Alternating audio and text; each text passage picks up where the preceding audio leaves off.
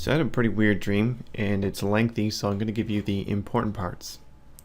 So I was about 15 years in the future, and I was about 38 years old, and I was just cruising around my neighborhood with my friend, and we picked up some green Pepsi. That was the only type of Pepsi around, and I was like, wow, this must be the new environmentally friendly Pepsi because it was green.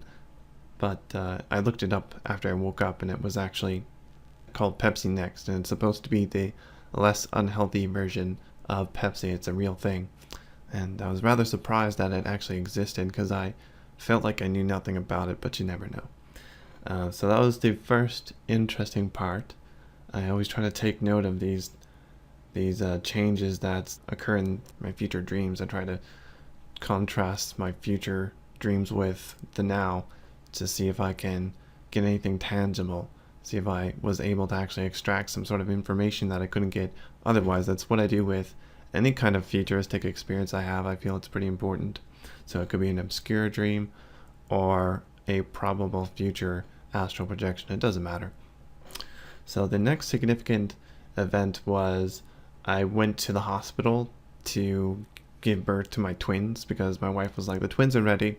So I went to the hospital and I went into the small room, and there was this organ garden that was growing twins, and it was governed by mechanical things. So we were inserting nutrients into it. We could adjust the genes, and it looked really weird. It was actually one of the most disturbing things I've ever seen. And these twins came out of this organ garden, and this thing was monitored closely. Like, you can see everything that was going on, and that's what made it really disturbing. So I got the twins. Then I went to a party, and at the party, everybody was on the front lawn, and it was broad daylight, and they were sitting in a circle, and a lot of people were completely nude, and a lot of people were taking psychedelics.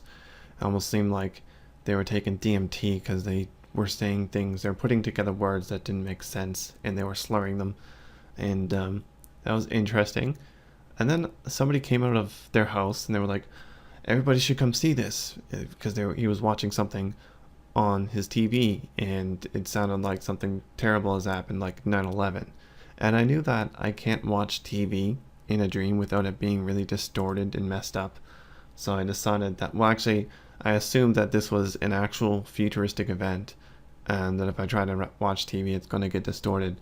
Of course, with a normal dream, it doesn't really matter. But I was just programmed to not watch a TV ever. It always gets distorted if it's an actual thing that's happening. So I was like, nope, not watching TV. And I just asked him what was going on, and he said North Korea is at it again and we're screwed. And then I woke up before I could get any information about that.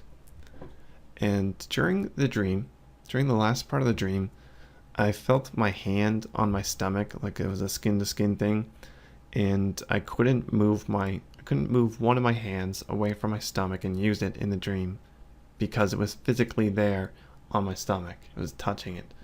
And whenever I tried to move it physically, I would wake up, so I couldn't physically move it. So I was stuck on my stomach in the dream.